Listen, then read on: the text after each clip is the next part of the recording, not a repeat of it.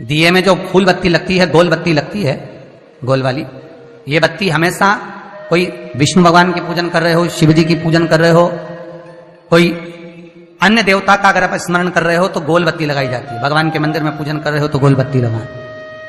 लंबी बत्ती, लंबी वाली जो बत्ती होती है, लक्ष्मी की पूजन में, देवी पूजन में, जितनी भी माताओं की आप पूजन करोगे, जितनी भी देवियों का आप स्मरण करोगे, उसमें लंबी बत्ती का प्रमाण है।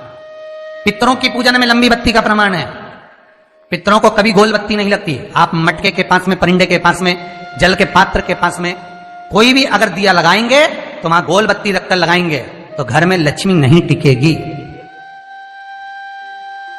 कई लोग कहते हैं कि परिंदे के पास, मटके के पास में, पानी के स्रोत के पास में जहां जल भरते हैं, हंडा रखते हैं, टंकी रखते हैं, वहां पर मटके के पास बत्ती लगाओ, दिया लगाओ, पितर शांत रहेंगे। तो पितरों को शांत करो, मना नहीं है, पर दिया लगाने का नियम है कि पितरों को अगर आप दिया लगा रही हो मटके के पास, परिंदे के पास, या अमावस्या के दिन पितरों के लिए अगर दीप लगा रही हो तो गोल बत्ती अगर लगाओगी तो कार्य कभी सफल नहीं होगा।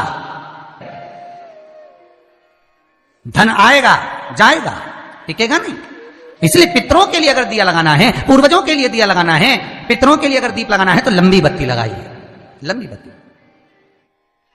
महाराज, लंबी बत्ती का प्रमाण हमारे यहां शास्त्र का, गोल बत्ती का प्रमाण। और सुंदर चरित्र कहा, यदि आपके जीवन में बहुत ज्यादा लक्ष्मी से तकलीफ है, कष्ट बहुत ज्यादा है, या इसलिए शायद कहा जाता है कि भगवान को सर्वश्रेष्ठ कौन सा चंदन अच्छा लगता है। आपको पहले भी कथा में कहा, आगरा की कथा अगर किसी ने सुनी होगी तो उसमें वर्णन किया।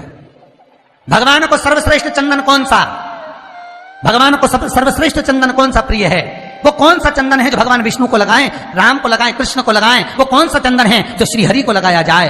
तो जीते जी भगवान विष्णु एक बार गले लगाते हैं, उसको कहते हैं हरि चंदन। कौन सा चंदन है? हरि चंदन। हरि चंदन बाजार में नहीं मिलेगा, हरि चंदन आपको बनाना पड़ेगा। कैसे बनाना है? तुलसी जब सूख जाए उसकी जड़ को निकाल लिया जाए, वो जड़ को पानी में धो लिया जाए, धोने के बाद उसको सिलवट्टे पर, पत्थर पर घिसा जाए, और घिसकर उसमें थोड़ा सा कुंकू, रोली डालकर तैयार कर कर जो भगवान विष्णु के मस्तक पर, कृष्ण राम के मस्तक पर लगा देते हैं, और उसकी एक बिंदी अपने हृदय पे लगा लेते हैं। जीते जी भगवान एक बार उसको गले लगाते ही हैं। हरि चंदन प्रियता। जैसे शिव महापुराण में रुद्र चंदन का भाव है, शिव महापुराण में रुद्र चंदन का प्रमाण दिया जाता है। अगर आपने लिंग पुराण पढ़ी हो तो उसका 5वां स्कंद अवश्य पढ़िएगा महाराज, और शिव महापुराण अगर पढ़ रहे हो तो उसका कुमार खंड पढ़िएगा, जिसमें रुद्र चंदन का प्रमाण है। रुद्र चंदन कैसा, रुद्र चंदन का प्रमाण कैसा? तो महाराज कहा, चंदन घिसकर, पीला चंदन घिसकर उस चंदन को 3 मुखी रुद्राक्ष पर लपेट लिया जाता। 3 मुखी रुद्राक्ष पर उस चंदन को लपेटा जाता। लपेटोगे उसके बाद उसको ऐसा गोल करोगे तो एकदम चिकना हो जाए, एकदम चिकना, ठीक है, एकदम चिकना हो जाए। और उस चंदन को आप शिवरात्रि के दिन, और कोई से भी महीने की शिवरात्रि, किसी भी महीने की हो, सब फलदायी होती है। अगर आप पंचांग में देखेंगे तो शिवरात्रि लिखी हुई आती है, हर महीने शिवरात्रि पड़ती है। किसी भी महीने की शिवरात्रि पर रुद्र चंदन, अर्थात जो चंदन का आपने 3 मुखी रुद्राक्ष में लेपन करा है, उसका गोला बनाया है, वो चंदन अच्छा मोटा मोटा कर लेना, अच्छा बढ़िया, ऐसा नहीं थोड़ा बहुत ही लगा, पूरा रुद्राक्ष दिखना नहीं चाहिए, पूरा लपेट कर उसको शंकर के शिवलिंग पर ले जाकर रख दीजिए, और फिर धीरे धीरे शंकर भगवान का जल अभिषेक करना प्रारंभ कर दीजिए। वो चंदन पूरा धीरे धीरे शंकर के शिवलिंग पर डलना चाहिए। शंकर के मूल मंत्र श्री शिवाय नमस्तुभ्यं का जाप करिए। यह कहलाता है रुद्र चंदन। इस चंदन के अभिषेक से महाराज जो काम नहीं होता, आप कर कर उस कार्य को प्राप्त कर सकते, सिद्ध कर सकते। रुद्र चंदन, हरि चंदन, रुद्र चंदन, ये वो चंदन है जो जीवन का सुख प्रदान करने वाले, हरि तत्व देने।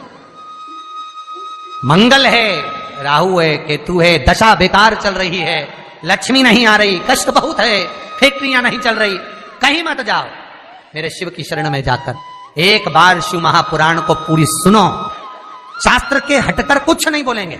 जो शास्त्र सम्मत है, स्कंद पुराण में, विष्णु पुराण में, नर्मदा पुराण में, लिंग पुराण में, शिव महापुराण में, भविष्य पुराण में जितनी जितनी बातें लिखी होती है उसको छाट छाट कर लेकर आते हैं, आपको बता देते हैं कि आप ये कर लो, उससे फायदा मिल जाएगा। कोई ज्योतिषी नहीं, कोई कुछ नहीं, बस केवल भजन करो, शंकर का अनुमोदन करो और विश्वास रखो शंकर पर, तो किसी को 1 रुपया देने की जरूरत नहीं पड़ेगी। भजन करो, विश्वास शंकर पर रखना, जन्म मरण और परण वो देगा, सुख वो देगा, समृद्धि वो देगा। जिसके घर में बहु रिद्धि सिद्धि हो, जिसके घर में अमोद और प्रमोद पोते हो, जिसके घर में शुभ और लाभ दरवाजे पर बेटे बनकर विराजमान होते हो, जिसके घर में स्वयं अखंड सौभाग्य देने वाली पार्वती हो, जिसके घर में लक्ष्मी देने वाली लक्ष्मी बेलपत्र के पेड़ के नीचे झाड़ू लगाती हो, जो स्वयं सरस्वती को स्वर प्रदान करता है वो शंकर है।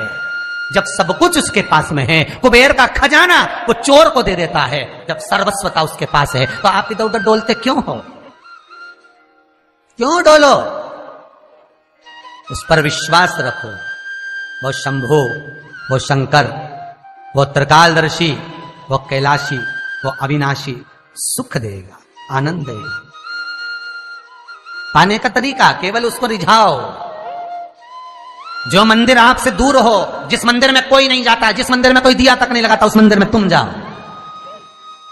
और उस मंदिर में एक दिन जाकर प्रकाश कर कर आना, एक बार दिया जला कर आना, मंदिर की सफाई कर आना, शंकर जी पे जल चढ़ाकर उनको स्नान कराकर कोई पत्ती पेड़ पौधे की पास में तोड़ के चढ़ाए आना। 2-4 बार कर कर देखना कितना शांति, कितना धीरज, कितना आनंद, कितनी समृद्धि, कितनी लक्ष्मी मिलती है। तुम करोगे तुम्हारा पेट भराएगा, हम करेंगे हमारा पेट भराएगा। स्वयं करिए।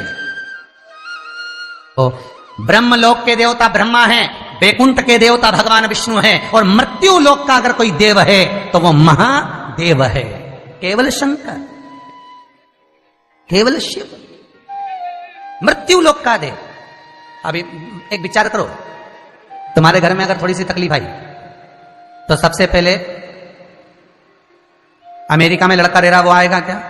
पूना में बच्चे रह रहे हैं वो आएंगे क्या? इंदौर में बेटी रह रही वो आएगी क्या? उज्जैन में कोई रह रहा है वो आएगा क्या? सबसे पहले वो आएगा जो तुम्हारे घर के पास होगा या घर के करीब में होगा, बिल्कुल लगा हुआ होगा या घर में होगा। अब आप कहां रहते हो? जितने लोग कथा सुन रहे हैं सही बताना, कहां रहते हो? पृथ्वी पर, मृत्यु लोक में रहते हो। और पुकार किसको रहे हो? ब्रह्मलोक में। पुकार किसको रहे हो? वैकुंठ लोक में। पुकार किसको रहे हो? इंद्रलोक में। और जो घर के घर में रह रहा है, जो तुम्हारे पास में रह रहा है, जो मृत्यु लोक में रह रहा है, उसको तो बुला ही नहीं रहा। कई लोग कहते हैं मृत्यु लोक।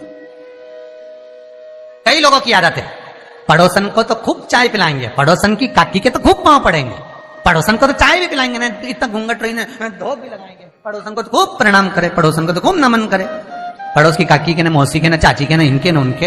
और घर की सास को तो कभी पांव नहीं पड़े, 30 त्योहार पे भी बस यही हाल है। जितना पड़ोसी है नहीं, जितना देवी देवता सबके तो धोख लगाए, सबके ने प्रणाम करे। और जो सास घर में बैठी है, महादेव जो मृत्यु लोक का देव है, इसके तो प्रणाम ही नहीं करे। तो किसी ने शंकर भगवान से पूछा, भोलेनाथ सब भगवान इधर, ये देवता का नाम, वो देवता का नाम, वो देवी का नाम, वो देवता का नाम सब ले, और तुमको तो कोई पूछे ही नहीं। शंकर भगवान बोले, भले नहीं पूछे, मरने के बाद तो मेरे पास ही आएगा। मेरे ससुर ने मुझे श्राप दिया है, दक्ष प्रजापति ने, शंकर मैं तुझे श्राप देता हूं कि तू शमशान में निवास करेगा। शंकर भगवान कह रहे, मैं तो शमशान में रह रहा हूं, जीते जी नहीं आएगा तो मरने के बाद तो आएगा। बापड़ा ऐसी गीली लकड़ी में जलाऊंगा, 3 दिन ठंडा नहीं करने दूंगा। आ मेरे पास, तब बताऊं तेरे। और तुम देखना 3 दिन तक ठंडा नहीं हो, पानी डाल डाल के ठंडा करना पड़े, जब जाके राख में से वो हड्डियां बटोरना पड़े। शंकर जी ने ठंडा करे, जपा दुनिया को जपा, मुझे भूल गया। जो करीब में है पहले उसको बुलाओ, साथ वो देगा। जो तुम्हारे पास में है पहले उसको बुलाओ, ले जाकर हॉस्पिटल तो छोड़ ही देगा। मृत्यु लोक का देव महादेव शंकर है। कष्ट भी हो तो पहले उससे कहो, दुख भी है पहले उससे कहो, रोग भी है पहले उससे कहो, अदालत में केस भी चल रहा है उससे कहो, पेशी करने जा रहे हो पहले उससे कहो। उसको कहो कि मैंने अब तेरे भरोसे पर सब